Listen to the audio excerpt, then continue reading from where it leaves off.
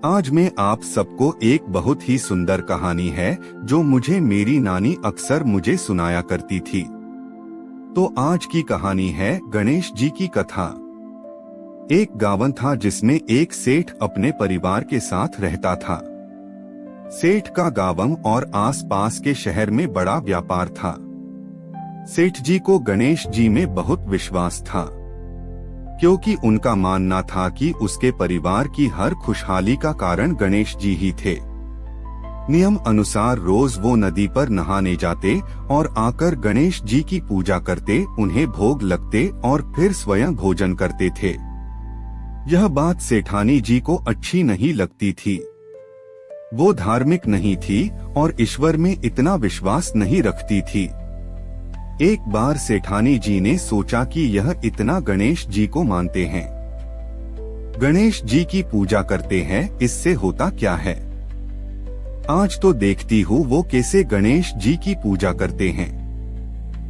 अगले दिन जब सेठ जी नदी पर नहाने जाते हैं तो सेठानी जी गणेश जी की मूर्ति को उठाकर मूर्ति को कपड़े से ढककर बगीचे में जमीन में दबा देती है।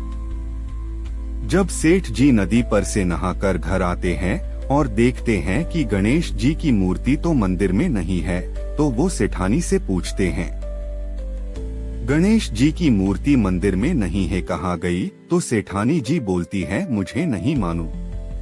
मूर्ति को घर में बहुत ढूंढा जाता है उस दिन, क्योंकि वो गणेश जी को भोग नहीं लगा पाए, इसके लिए खाना नहीं खाते हैं और गणेश जी से प्रार्थना करते हैं कि प्रभु लगता है आप मुझसे नाराज हो गए हो और कहीं चले गए हो।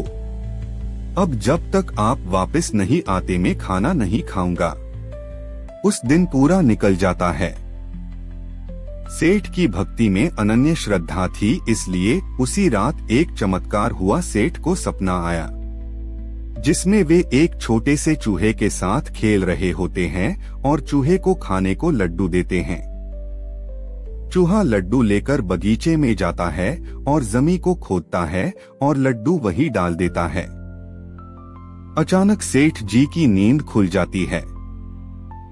सेठ जी बगीचे में जाते हैं और वही खोदते हैं जहां उनको सपने में दिखा था और वहीं से उनको कपड़े में लिपटे हुए गणेश जी की मूर्ति दिखती है। सेठ जी गणेश जी की मूर्ति की पूजा करके उनको वापस स्थान पर रखते हैं और सेठानी को सब बात बताते हैं। बात जानकर सेठानी की को आश्चर्य होता है और अपनी गलती का एहसास होता है। वो सेठ जी को सारी बात बताती है और माफी मांगती है। अब सेठ व सेठानी दोनों गणेश जी की पूजा करते हैं।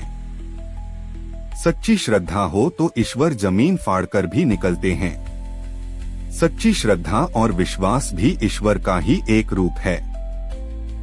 आप सबको विनती है कि अगर आपको ये कहानी पसंद है तो मेरी वीडियो को लाइक जरूर करें और कमेंट में जय गणेश लिखकर मेरी चैनल को सब्सक्राइब करें। मेरे आने वाले भाग जल्दी आपको मिले।